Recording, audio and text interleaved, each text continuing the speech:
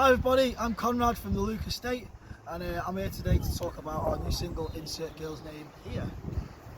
What's the song about?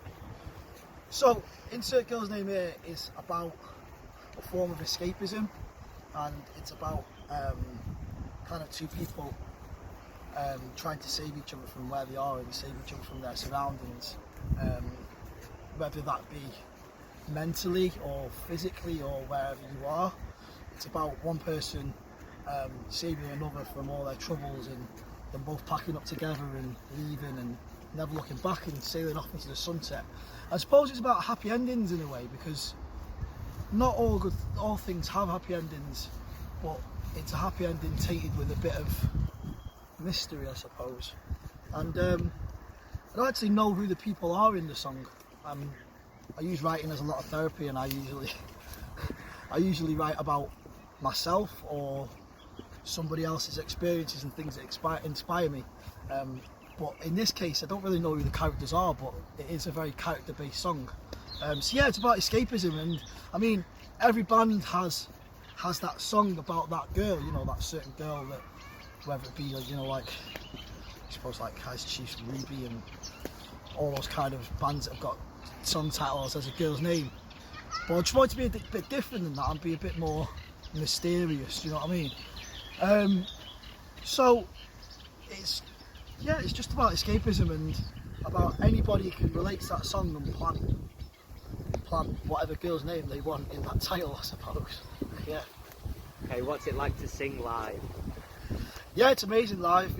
It's the song in our set at the moment that kind of pins everyone to the back of the wall, and it's a proper rock and roll song. All balls out and just balls to the wall, bang, slams you right in the face, no messing around. Did I say balls out then? I didn't mean balls out. You know what I mean though. Balls to the wall rock and roll, and yeah, it is what it is, you know. It's nothing else. It's not trying to be anything else. It's just that kind of in your face, snotty rock and roll. And so to play live, it's just immense to watch everyone go mad.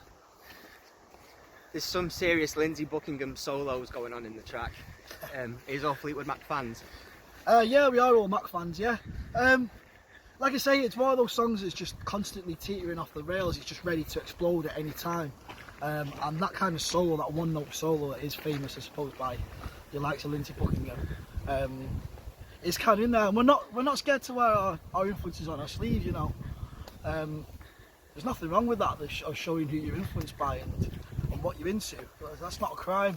So yeah, I suppose that is a big influence in that song, and we always imagine that solo being on Formula 1. You know, it's like go go go, and that solo breaks in. So if you're watching Formula 1 or MotoGP or whatever you want, use it. We don't care. We wouldn't care.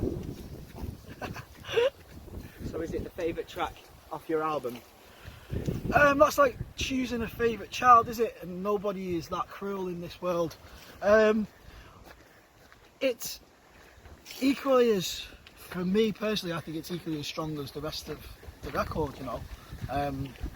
We live in a day and age where it is kind of a single time and people are putting singles out rather than records. And I think it is one of the very single-worthy songs on the album. But I wouldn't say it's necessarily my favourite. I mean, that's for the fans and the listeners to interpret, isn't it? If it's their favourite, I can't say it's my favourite. You know, we as a band constructed it and made it. So, yeah, I'll let you decide that. Let us know on our Instagram and Facebook and all that what you think. How was the song written? So the song was written in our practice room. We practice in a youth club, in the local youth club in Winsford where we live, and we were writing for the album, and at first we just had these chords rolling round, and there was no lyrics as of yet. The lyrics actually came last, the very, very last thing in this instance, and it started with the chorus. Sam Bell actually come up with the melody of the chorus, but with no lyrics, and we were like, yeah man, that's cool, let's keep that. So we kept that, and then it kept just rolling round, and the music itself kind of fell out of the sky, and it kind of fell together. And then obviously there was loads and loads of lyrical rewrite to that song. I can remember going over and over and over and over and over and over, changing it and changing like the tense. And at first, when I said before, I don't know who the characters were, but I knew who the characters were at one point, and it was just constantly chopping and changing. And sometimes with songs, perseverance is key, you know. Sometimes you can't give up on a song straight away and think a song's done. A song's never finished until you're actually in the studio putting it down. And with this one, it was very much like that. It wasn't finished until it came out of the practice room, really, and it was ready to go to the studio. But it was written in that seed of melody, you know, Sam Bell's melody, and the chords just rolling around. Did it have any previous titles? I can't remember. Did it have any previous titles, Sam? No. No. No. There you go then, it didn't have any previous titles. You asked the question as well. Off the top of my head, I can't remember it having any previous titles. It was called, I think it was just called No Name, if you want to call that a previous title, because we just couldn't think what to call it. And then, like I said, you know, a lot of bands do have songs that are about a specific girl, and we didn't want to be that straightforward, so tried to be a bit mysterious and all that. Is that your usual? Is that your usual topic to write about? No, it's not. No, I mean, I write about anything that's inspiring me at that moment in time. Picking up a guitar for me is kind of therapy, and writing is my therapy, you know. I find solace in writing. But I write about what I'm going through at that time, and sometimes I might go back to those lyrics maybe 12 months later and find that song was in fact 100% about me. But I write about whatever it is, you know, whether that be love, sex, lust, politics, anger, anything, you know, you name it. You name it, and then I write about it. It's all about what's going on at that moment in time up here, really. Go on, Sam, next one. What inspires you to write songs? What inspires me? Anything. Absolutely anything. Life inspires me. The purpose of being here inspires me, you know, that anything can change, and our emotions and our feelings and our life experience can change from day to day, just like that, constantly.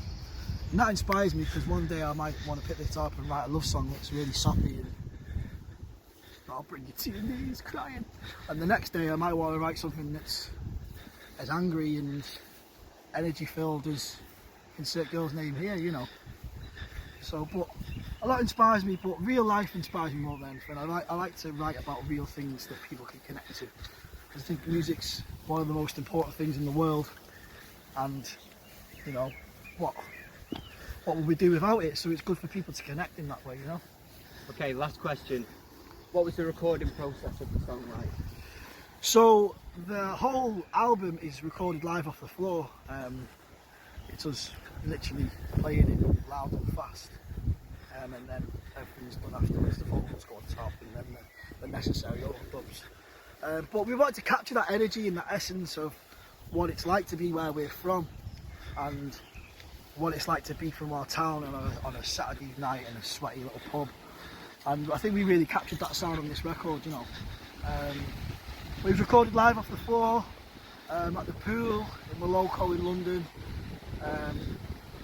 And yeah, I just hope that everybody enjoys it, you know. It's out there for everyone to see now and everyone to listen to. Not to see, because unless you see music, unless you're one of those people. But yeah, it's out there for the world, and I hope you all enjoy it. Thank you for watching, and we'll see you soon when all this is over. And take it easy, take care.